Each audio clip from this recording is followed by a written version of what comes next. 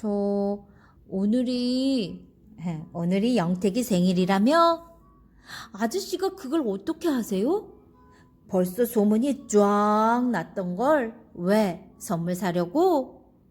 네, 그런데 그게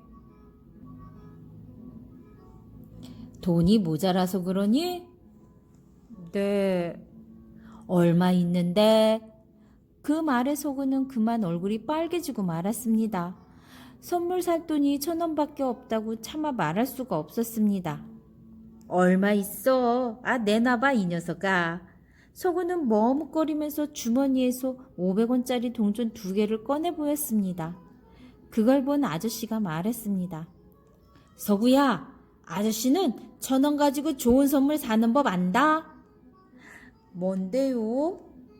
흠이 좀 있는 필통이 하나 있거든? 그런데요? 흠은 조금 있을 뿐이지 쓰는 데는 아무렇지도 않아. 그걸 사서 선물하는 거야. 에이, 어떻게 그런 걸 선물해요? 아저씨는 손을 내저으며 말했습니다. 흠 있는 거 아무도 몰라. 자, 봐라. 아저씨는 비닐로 곱게 포장된 고급 필통을 꺼내 보였습니다. 그게 정말 1,000원이에요? 그래, 1,000원에 줄게. 서구는 어떻게 할까 망설였습니다. 그걸 사서 선물했다가 만약 쓰는데 문제가 생기면 괜히 욕만 먹을 것 같았습니다. 자, 어서 가지고 가. 아저씨는 빼앗듯이 서구 손에서 동전 2개를 낚아챘습니다. 그리고 흐뭇하게 웃으며 예쁜 포장지로 필통을 싸주었습니다. 필통을 받아든 서구는 그제야 마음이 조금 놓였습니다. 교실에 들어가자 아이들 모두 영택이 생일잔치 이야기를 하고 있었습니다. 영택이 어머니가 반 아이들을 거의 다 초대했나 봅니다. 야, 너 오늘 찔뚝이네 갈 거냐? 아니, 안 가. 너는? 나도 갈까 말까 생각 중이야. 그래, 어쩐지 좀 찜찜하지 않냐? 아이들 대부분은 영택이의 초대를 떨떠름해 했습니다. 까닭은 말하지 않았지만 영택이가 장애인이어서 그런 것 같았습니다. 그날 서경이와 서구는 함께 영택이네 집에 갔습니다. 아무리 그래도 몇 명쯤은 올 줄 알았어요. 영택이네 집에 온 아이들은 겨우 서경이와 서구 둘뿐이었습니다. 어머, 너희뿐이니? 영택이 어머니는 몹시 실망한 표정으로 한숨을 내쉬었습니다. 제법 올 줄 알았는데. 애들이 학원 가야 한대서 못 온대요. 그랬구나. 할 수 없이 영택이와 서경이, 서구 셋이서 생일잔치를 시작했습니다. 한참 놀다가 서구가 화장실에 갔다 오는데 영택이 어머니가 불렀습니다. 서구야, 아줌마 좀 보자. 네, 잠깐이면 돼. 영택이 어머니는 서구를 부엌으로 데리고 갔습니다. 오늘 아이들이 왜 안 왔니? 갑작스런 물음에 서구는 말문이 막혔습니다. 우리 영택이가 장애인이라서 그런 거지? 1학년 때도 그러더니 2학년 때도 마찬가지구나. 그게 아니고요. 아이들이 학원이랑 과외 때문에. 괜찮아. 네가 말 안 해도 다 알아. 영택이 어머니가 서구 머리를 쓰다듬었습니다. 장애인으로 사는 게 얼마나 힘든지 우리 식구들은 잘 알고 있어. 그래도 너랑 서경이가 와서 우리 영택이랑 놀아주니까 참 고맙구나. 생일 초대에 와준 별것 아닌 일에도 이렇게 고마워하는 영택이 어머니의 모습을 보자 서구는 도리어 미안했습니다. 앞으로도 우리 영택이랑 사이좋게 지내주겠니? 네, 고맙다. 영택이 어머니 목소리에 눈물이 배어있는 것 같았습니다. 어머니는 눈물을 닦고 고개를 돌렸습니다. 그때였습니다. 언제 왔는지 영택이가 부엌 앞에 앉아 있었습니다. 아니, 영택아! 영택이 눈에서 금방이라도 눈물이 쏟아질 것 같았습니다. 영택이 어머니가 애써 웃으며 말했습니다. 너 언제 나왔니? 묻는 말에 대답은 하지 않고 영택이는 눈물을 주르르 흘렸습니다. 서구는 영택이 몰래 나쁜 짓이라도 하다가 들킨 것처럼 어쩔 줄 몰랐습니다. 영택아, 어서 들어가자. 영택이 어머니가 영택이를 방으로 이끌자 영택이는 힘없는 제 다리를 주먹으로 치며 말했습니다. 엄마, 나는 왜 장애인으로 태어난 거야? 왜? 왜?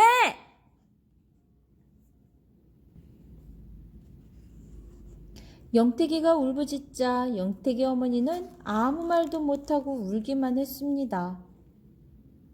다른 애들은 생일이 기쁜 날이지만 난 싫어. 이렇게 힘들게 태어났는데 뭐가 기쁘다는 거야? 서구는 영택이에게 아무 말도 건넬 수가 없었습니다. 달라진 영택이. 바람이 더욱 쌀쌀해지고 눈도 두어 번 오고 나자 겨울방학이 시작되었습니다. 방학 숙제와 통지표를 받아든 아이들은 즐겁게 교실을 뛰쳐나왔습니다. 서구는 가방 2개를 메고 영택이와 교문을 나섰습니다. 어제 살짝 내린 눈 때문에 혹시 영택이가 미끄러질까봐 함께 가기로 한 것입니다. 군데군데 녹지 않은 눈을 피해 영택이는 조심 걸었습니다. 서구야, 너 방학 때 뭐 할 거니? 뭐 하긴 그냥 집에 있지. 그래? 너는 뭐 할 건데? 난 병원에 수술 받으러 가. 여수에 나 같은 애들 잘 고치는 병원이 있대. 그럼 방학 때 못 보겠네? 글쎄, 언제 올지 모르겠어. 두 아이는 이야기를 나누며 천천히 영택이네 집까지 걸어갔습니다. 서구야, 애썼다. 그동안 고마웠어. 이거 별거 아닌데 영택이가 고맙다고 주는 거야. 영택이 어머니가 서구에게 포장꾸러미를 내밀었습니다. 이게 뭐예요? 집에 가서 풀어봐. 영택이 어머니는 지난 추석에도 사과와 배 한 상자를 들고 서구네 집에 인사 온 적이 있었습니다. 서구는 집에 돌아오자마자 포장지를 뜯어보았습니다. 두툼한 오리털 파카였습니다. 그걸 입으면 눈밭에서 아무리 뒹굴어도 춥지 않을 것 같았습니다. 어머나 세상에, 이런 걸 다 보내셨어? 저녁에 돌아온 어머니는 파카를 보고 깜짝 놀랐습니다. 그러면서 한편으로는 씁쓸했습니다. 아들이 힘들게 가방 들여다준 대가로 여겨졌나 봅니다. 안 되겠다. 내가 도로 갖다 줘야겠소. 뭔가를 한참 생각하던 어머니는 파카를 다시 쌌습니다. 그러고는 서둘러 집을 나섰습니다. 서구는 초조했습니다. 평소에 정말 입고 싶었던 고급 파카였습니다. 그런데 어머니는 서구 마음도 모르고 파카를 돌려주러 가버린 것입니다. 아, 제발. 서구는 그 카파가 되돌아오기를 간절히 기다렸습니다. 한참 지나서야 어머니가 돌아왔습니다. 울었는지 얼굴에는 눈물 자국이 있고 눈이 부어 있었습니다. 서구는 어머니 눈치를 살폈습니다. 어머니는 다시 들고 온 파카를 건네며 말했습니다. 이건 네가 가방을 들여다줘서가 아니라 영택이 친구여서 주는 거래. 그리고 영택이가 너 주려고 돈 모아서 산 거지. 어머니가 사준 게 아니란다. 그러니 내가 할 말이 있어야지. 서구는 눈물이 핑 돌았습니다. 그리고 영택이 내일 수술 받으러 여수에 내려간다더라. 그날 밤 서구는 목발을 짚지 않은 영택이와 함께 공을 차며 뛰노는 꿈을 꾸었습니다. 영택이는 수술을 받고 방학 내내 여수에 머물렀습니다. 수술이 잘 되었다는 연락은 받았지만 계약날이 다가와도 영택이가 돌아오지 않자 서구는 왠지 불안했습니다. 계약 전날에도 서구는 영택이네 집에 가볼까 망설였습니다. 하지만 혹시 수술이 잘못되어 아주 못 걷게 된 건 아닌지 겁이 나서 발걸음이 떨어지지 않았습니다. 개학날 아침 서구는 떨리는 가슴으로 영택이네 집 초인종을 눌렀습니다. 대문이 열리고 영택이 어머니가 반갑게 웃으며 가방을 들고 나왔습니다. 서구구나. 그동안 잘 있었니? 네, 안녕하셨어요? 그래, 네 덕분에 우리 영택이가 엊그제 여수에서 무사히 올라왔어. 영택이가 너 깜짝 놀라준다고 연락하지 말라고 해서 안 했지. 영택이는요? 안에 있어. 영택아, 서구 왔다. 영택이 어머니가 집안에 대고 큰 소리로 소리쳤습니다. 그러자 기다렸다는 듯 영택이가 마당 한 군데로 걸어 나왔습니다. 영택아! 서구는 매우 놀랐습니다. 양쪽 팔에 목발을 집어야 간신히 걷던 영택이가 짧은 지팡이 하나만 짚고 걸었기 때문입니다. 갑자기 영택이가 아닌 다른 사람이 된 것만 같았습니다. 나 너랑 같이 학교 가려고. 나 이제 옛날보다 빨리 걸을 수 있어. 그래, 축하한다. 서구는 영택이 가방을 메고 걸으면서도 이게 꿈인가 생시인가 싶었습니다. 지팡이 하나만 짚고 걷는 영택이가 낯설었기 때문입니다. 와! 학교 가까이 가자 만나는 아이들마다 영택이를 보고 놀랐습니다. 영택이도 많이 나왔다. 어떻게 된 거야? 기적이야? 교실에 들어선 영택이를 보고 아이들이 우르르 몰려와 호들갑을 떨었습니다.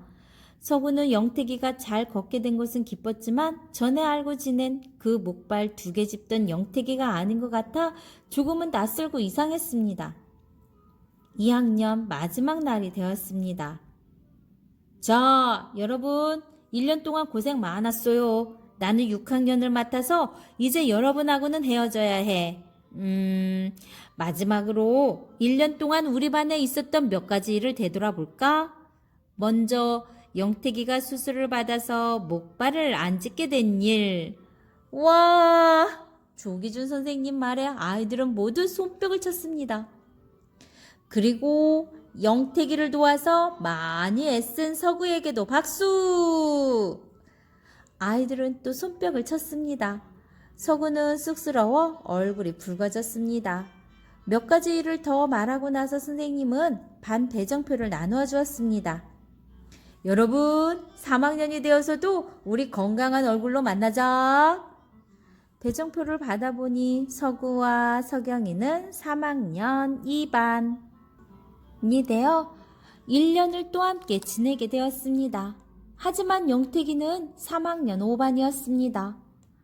서구야, 섭섭하다. 그래, 너랑 나랑 딴반 됐다.